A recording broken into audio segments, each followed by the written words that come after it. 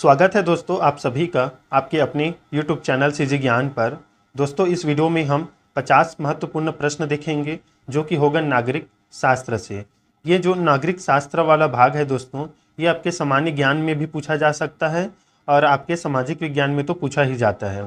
तो ज़रूर वीडियो के अंत तक बने रहिएगा और चैनल पर नए होंगे तो चैनल को ज़रूर सब्सक्राइब कर दीजिएगा। देखिए शिक्षण अभिरुचि का जो है प्ले लिस्ट बना हुआ है। आपके Chhattisgarh pre B Ed D Ed जो व्यापम द्वारा आयोजित हुआ था दोस्तों, शिक्षण अभिरुचि सेम वही है, सिलेबस में कोई बदलाव नहीं है। तो आप जो पहले से वीडियो अपलोड है शिक्षण अभिरुचि का, सामान्य ज्ञान का या रीजनिंग का, तो उन्हें भी पढ़ सकते हैं। जाइए प्ले लिस्ट बना है, पढ़ लीजिएगा एक बार ज़रूर आपके एग्ज़ाम से पहले, क्योंकि 28 तारीख को एग्ज़ाम है और रीजनिंग के जो है सभी टॉपिक्स जो है आपको प्ले लिस्ट में मिल जाएगा। देखिए स्टार्ट करते हैं। पहला प्रश्न देखिए, निम्नलिखित में से कौन सी सामाजिक संस्था नहीं है? दिया है परिवार, पाठशाला, पड़ोस, वायुसेना। तो देखिए सामाजिक संस्था नहीं है दोस्तों, तो कौन सा नहीं है? वायुसेना नहीं है। आपका परिवार है, पाठशाला है और पड़ोस, ये आपकी सामाजिक संस्था के अंतर्गत आते हैं। याद रखिएगा नागरिक शास्त्र का ये महत्वपूर्ण जो है प्रश्न है। गुलामों से भरपूर समाज जहाँ गुलामों पर अत्याचार किए जाते थे, कहाँ पर पनपा? मतलब सबसे ज़्यादा गुलामों पर कहाँ पर अत्याचार किया गया था? क्या मेसोपोटामिया, रोम पर, श्रीलंका में, या इनमें से कोई नहीं? तो देखिए गुलामों पर सबसे ज़्यादा अत्याचार किया गया और ये कहाँ पर पनपा था? तो रोम में पनपा था दोस्तों। आपके सामान्य ज्ञान से संबंधित प्रश्न हो जाएगा ये नागरिक शास्त्र का। एक राज्य के 4 आवश्यक तत्व होते हैं, इनमें से कौन सा आवश्यक तत्व नहीं है? प्रभुसत्ता, प्रदेश, जनसंख्या, विदेशी शक्तियों के साथ संबंध। बताइए दोस्तों राज्य के 4 आवश्यक तत्व।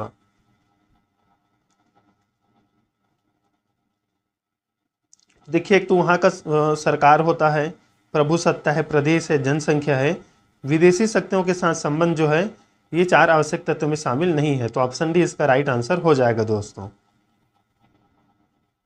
नाजी जर्मनी में किस प्रकार की व्यवस्था थी? लोकतांत्रिक, साम्यवादी, तानाशाही या मिश्रित? तो देखिए जर्मनी में जो है तानाशाही प्रकार की व्यवस्था थी, तो ऑप्शन सी इसका सही उत्तर हो जाएगा। भारत में किस प्रकार की सरकार कार्यरत है? तानाशाही, एकात्मक, संघीय या राष्ट्रवादी? बताइए दोस्तों भारत में किस प्रकार की सरकार कार्यरत है? तो देखिए इसका सही उत्तर है संघीय। ऑप्शन सी इसका सही उत्तर हो जाएगा।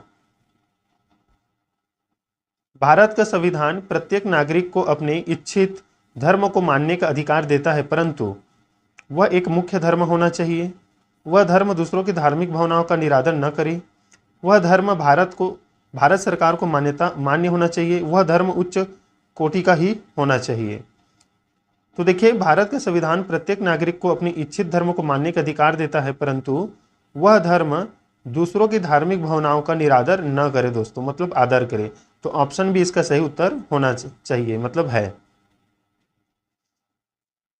यदि किसी नागरिक के कुछ अधिकार हैं तो उसकी या उसके कुछ शंकाएं भी हैं, कुछ कर्तव्य भी हैं, कुछ विशेष अधिकार भी हैं, कुछ बंधन भी है। तो देखिए अगर नागरिक के कुछ अधिकार हैं तो उनके कुछ कर्तव्य भी हैं दोस्तों, तो ऑप्शन भी इसका सही उत्तर होगा। कितने मौलिक कर्तव्य हैं दोस्तों कमेंट में बताइएगा। जिन्होंने सामाजिक विज्ञान विषय से संबंधित पढ़ाई किया है वो बताएंगे कि मौलिक कर्तव्य कितने हैं। यदि एक व्यक्ति अपने माता पिता को छोड़कर विदेश जाकर बस जाता है और विवाह कर लेता है तो उसका परिवार कहलाएगा संयुक्त परिवार, नाभिकीय परिवार, सामाजिक परिवार या अकेला परिवार? तो देखिए ये कह रहा है दोस्तों नाभिकीय परिवार, न्यूक्लियर फैमिली। ऑप्शन भी इसका सही उत्तर होगा। क्या सरकार एक राज्य का महत्वपूर्ण तत्व है? तो देखिए हाँ, ऑप्शन ए इसका राइट आंसर हो जाएगा दोस्तों। 10वां प्रश्न देखिए, पाठशाला सामाजिक संस्था क्यों कही जाती है? अलग अलग प्रकार के पाठ्यक्रमों के कारण, अलग अलग प्रकार की संस्कृति, धर्म, विचारों, लोगों के एक ही जगह पर मिलने के कारण, पाठशालाओं को सरकारी अनुदानों के मिलने के कारण, या पाठशालाओं के गांव या शहरों में स्थित होने के कारण? तो देखिए इसे सामाजिक संस्था क्यों कहा जाता है? क्योंकि दोस्तों यहाँ पर अलग अलग धर्म, संस्कृति, संप्रदाय के लोग एक साथ मिलते हैं। ऑप्शन भी सही उत्तर होगा दोस्तों। 11वां प्रश्न देखिए, मूलभूत अधिकारों में निम्नलिखित में से कौन सा शामिल नहीं है? बताइए दोस्तों। धार्मिक स्वतंत्रता का अधिकार ये तो शामिल है, शिक्षा और संस्कृति का अधिकार भी, संवैधानिक उपायों का भी या उपचारों का अधिकार भी शामिल है, लेकिन तर्क संगत दृष्टिकोण अपनाने का अधिकार ये शामिल नहीं है दोस्तों। ऑप्शन डी सही उत्तर हो जाएगा, क्योंकि इसमें नहीं पूछा है। 12वां प्रश्न देखिए, किसी व्यक्ति को पुलिस यदि गिरफ्तार कर लेती है तो उसे कितने घंटों के अंदर उस व्यक्ति को न्यायालय में प्रस्तुत करना होता है? तो इसका सही उत्तर है दोस्तों 24 घंटा में न्यायालय में प्रस्तुत करना होता है। याद रखिएगा, मोस्ट इंपॉर्टेंट प्रश्न है। 13 नंबर प्रश्न, आपके शिक्षण अभिरुचि में ज्यादातर ऐसे कथन और निष्कर्ष वाले कारण वाले प्रश्न पूछे जाते हैं। निम्नलिखित पर विचार कीजिए तथा सही उत्तर का चयन कीजिए। कथन दिया है, नीति निर्देशक तत्वों को संविधान में प्रमुख स्थान दिया गया है। जो नीति निर्देशक तत्व है उसको संविधान में प्रमुख स्थान दिया गया है। कारण है, संविधान का लक्ष्य तक लोक कल्याणकारी राज्य की स्थापना करना। तो देखिए इसका सही उत्तर हो जाएगा दोस्तों ऑप्शन ए। दोनों कथन सही है तथा आर ए की सही व्याख्या करता है दोस्तों कमेंट में बताइएगा नीति निर्देशक तत्व किस देश से लिया गया है दोस्तों। ये हमने पहले प्रश्न में कराया हुआ है, वीडियो में कराया हुआ है दोस्तों, बहुत से वीडियो में हमने कराया है। देखिए दोस्तों,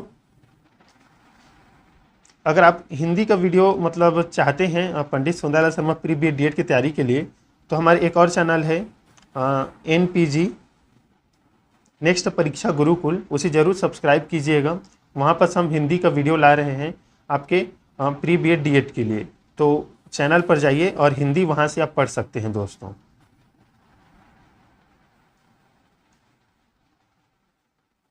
मुस्लिम विवाह की प्रकृति है दोस्तों। 14 नंबर प्रश्न को देखते हैं पहले।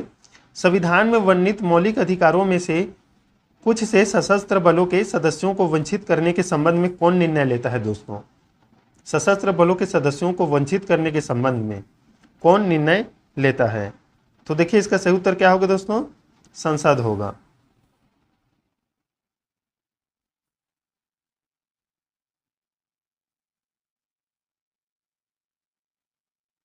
मुस्लिम विवाह की प्रकृति है दोस्तों धार्मिक, संविदात्मक, नैतिक या सामाजिक। तो देखिए मुस्लिम विवाह की प्रकृति जो है संविदात्मक है। ऑप्शन बी इसका सही उत्तर हो जाएगा। विवाह का वह स्वरूप जिसमें उच्च जाति की स्त्री अपने से निम्न जाति के पुरुष से विवाह करे किस नाम से जाना जाता है? तो देखिए ये कहा जाता है दोस्तों प्रतिलोम विवाह। ऑप्शन डी इसका सही उत्तर हो जाएगा दोस्तों। हमारे जो सेकंड चैनल है दोस्तों नेक्स्ट परीक्षा गुरुकुल, उसका जो है मैं लिंक इसी वीडियो पर दूंगा, तो आप जरूर उस चैनल को ज्वाइन कीजिएगा। जाति व्यवस्था की रीढ़ की हड्डी है दोस्तों अंतर्विवाह, वर्ण व्यवस्था, अस्पृश्यता या पद सोपान। बताइए दोस्तों, जाति व्यवस्था की रीढ़ की हड्डी किसे कहा गया था? आप इसका आंसर कमेंट कीजिएगा। जितने भी देख रहे हैं इस वीडियो को वो आंसर कमेंट कीजिएगा दोस्तों। खासकर जिन्होंने सोशल साइंस लेकर या सामाजिक विज्ञान विषय लेकर पढ़ा है वो कमेंट कीजिएगा। अंतर्विवाह रहेगा कि वर्ण व्यवस्था की अस्पृश्यता या पद सोपान दोस्तों, इसका आंसर आप जरूर कमेंट कीजिएगा। 18 नंबर प्रश्न देखिए, रिजले के अनुसार जाति व्यवस्था की उत्पत्ति का कारण है दोस्तों। तो इसकी उत्पत्ति का कारण है दोस्तों प्रजातियों के बीच संघर्ष।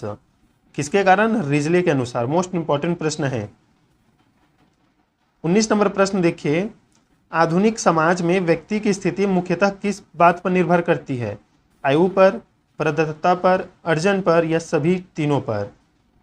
तो देखिए दोस्तों यह किस बात पर निर्भर करती है? तो अर्जन पर दोस्तों, अचीवमेंट पर। ऑप्शन से इसका राइट आंसर हो जाएगा।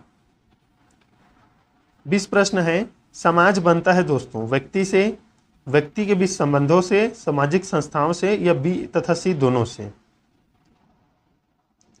तो देखिए समाज किससे बनता है दोस्तों? तो व्यक्तियों के बीच संबंधों से। ऑप्शन बी इसका सही उत्तर होगा। 21 नंबर प्रश्न देखिए, निम्नलिखित में से कौन सी सामाजिक प्रक्रिया सबसे कम मात्रा में पृथक्करण करती है? बताइए दोस्तों, संघर्ष, विरोध, प्रतिस्पर्धा। तो देखिए सामाजिक प्रक्रिया के अंतर्गत जो प्रतिस्पर्धा है ये कम पृथक्करण करती है, संघर्ष ज़्यादा करती है और विरोध ये ज़्यादा पृथक्करण करते हैं दोस्तों, आपस में मतलब अलग करते हैं।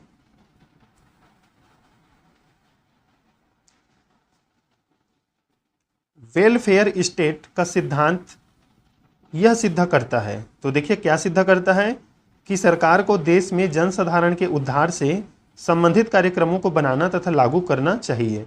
ऑप्शन भी इसका सही उत्तर होगा, वेलफेयर स्टेट। दोस्तों याद रखिएगा, ऐसे प्रश्न आपको एग्जाम में देखने को मिल सकते हैं।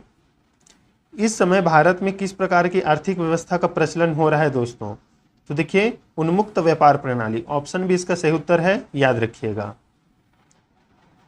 एक नागरिक होने के लिए एक व्यक्ति के पास, तो देखिए राजनीतिक अधिकार होने चाहिए दोस्तों, ऑप्शन भी इसका सही उत्तर होगा। एक नागरिक होने के लिए राजनीतिक अधिकार जरूरी है। 25 नंबर प्रश्न है, निम्नलिखित में से कौन भारत का नागरिक है?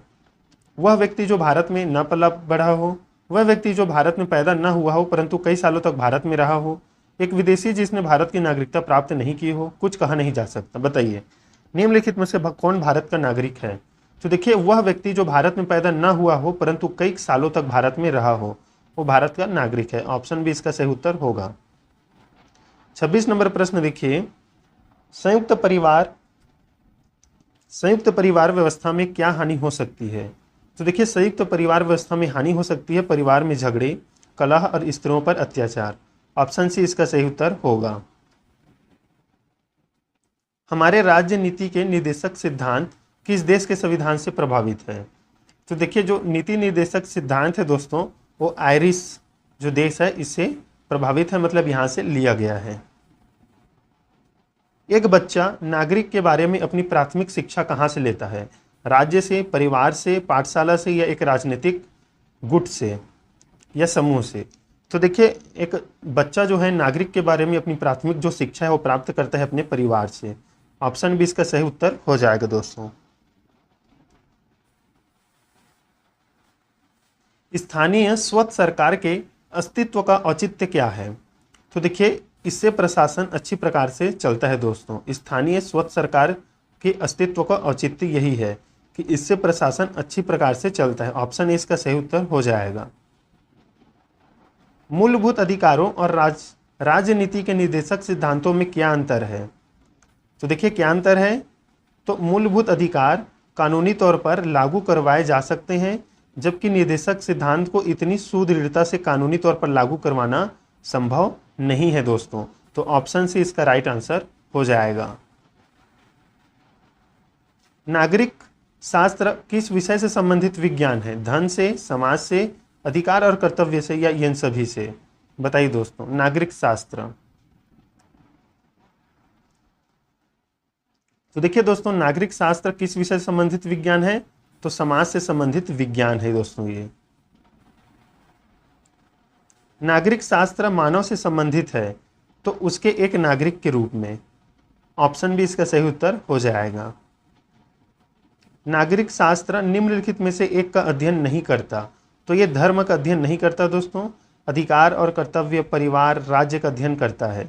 याद रखिएगा धर्म का अध्ययन नहीं करता। राष्ट्रीय एकात्मकता का अन्य नाम है? तो देखिए इसका अन्य नाम क्या है? राष्ट्रवाद है दोस्तों। राष्ट्रीय एकात्मकता का अन्य नाम राष्ट्रवाद। निम्नलिखित में से कौन सा जनमत के लिए उपयुक्त नहीं है? प्रेस, जागरूक नागरिक, रेडियो, सेंसरशिप। तो देखिए जनमत के लिए उपयुक्त नहीं है सेंसरशिप दोस्तों। प्रेस है, जागरूक नागरिक है, रेडियो है, ये जो है महत्वपूर्ण है।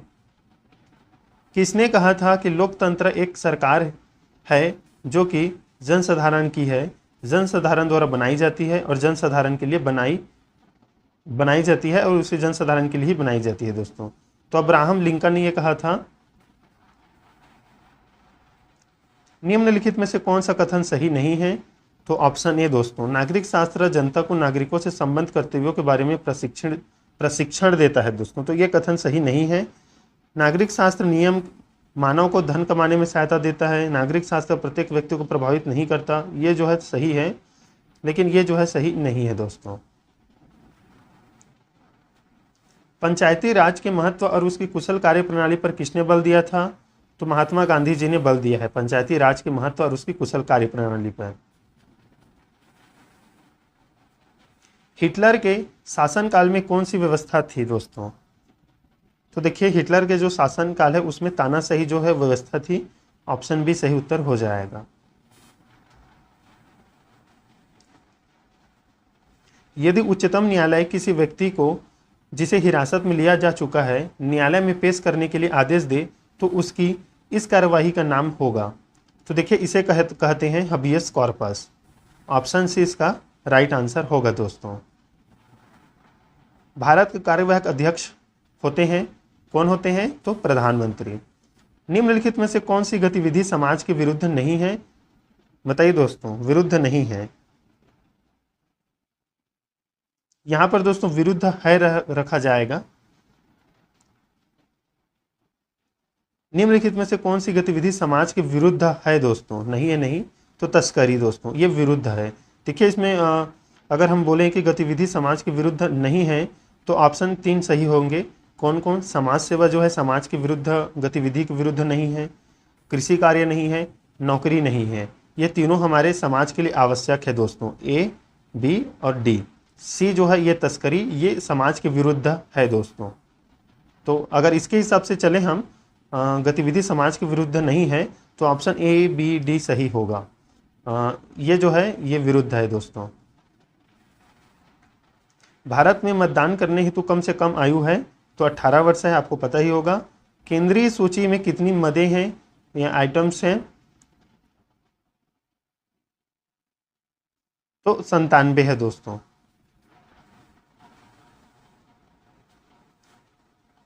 स्थानीय स्वतंत्र सरकारों के कुल कितने अंग हैं? तो स्थानीय स्वतंत्र सरकार के कुल 3 अंग हैं। राष्ट्रीय एकात्मकता के लिए आवश्यक है कि सभी धर्मों के लोग बिना दुर्भाव के आपस में मिलजुल कर रहे और समस्याओं का निदान करें दोस्तों। तो राष्ट्रीय एकात्मकता का यही अर्थ है, याद रखिएगा। ऑप्शन सी सही उत्तर होगा। सभी धर्म के लोग एक साथ रहे मिलजुल कर। एक लोकतांत्रिक देश में नागरिकों को तो अपने नागरिक कर्तव्यों का पालन करना चाहिए। कमेंट में जरूर बताइए कि दोस्तों कितने मौलिक कर्तव्य हैं। परोक्ष लोकतांत्रिक व्यवस्था में लोग अपने चुने हुए लोगों के द्वारा राज्य करते हैं दोस्तों। परोक्ष लोकतांत्रिक व्यवस्था में देख लीजिएगा, इनडायरेक्ट डेमोक्रेटिक सिस्टम में अपने चुने हुए लोगों के द्वारा राज्य करते हैं। ऑप्शन बी सही उत्तर होगा। 49 नंबर प्रश्न है, निम्नलिखित में से कौन सा मूलभूत अधिकार नहीं रह गया है? तो देखिए हमें पता है संपत्ति का अधिकार नहीं रह गया है। कमेंट में इसे भी बताइएगा दोस्तों कौन से संशोधन के द्वारा इसे हटाया गया था। इस वीडियो का लास्ट प्रश्न, लोकतंत्र प्रणाली की क्या हानि है दोस्तों? तो क्या हानि है? हो सकता है कि बहुमत के लोग पिछड़े, असभ्य तथा ठीक निर्णय लेने वाले नागरिक ना हो। तो ये जो है लोकतंत्र प्रणाली की हानि होगी दोस्तों। जनसाधारण में शक्ति, ये तो होना चाहिए। रक्तपात के बिना सत्ता का हस्तांतरण संभव है, ये भी सही है क्योंकि रक्तपात के बिना बोला गया है दोस्तों। तो इसमें ये जो है ऑप्शन भी हानि है। तो दोस्तों ये थे इम्पॉर्टेंट 50 प्रश्न आपके नागरिक शास्त्र से, आपके प्री डीएड एग्जाम के लिए, जो कि बहुत ही ज़्यादा महत्वपूर्ण है। इस चैनल को जरूर सब्सक्राइब कीजिएगा। हमारे सेकंड चैनल को भी जरूर सब्सक्राइब कीजिएगा। जो भी वीडियो अपलोड है जरूर देखिएगा दोस्तों, आपके लिए इम्पोर्टेंट है। तो मिलते हैं नेक्स्ट वीडियो में, तब तक के लिए धन्यवाद।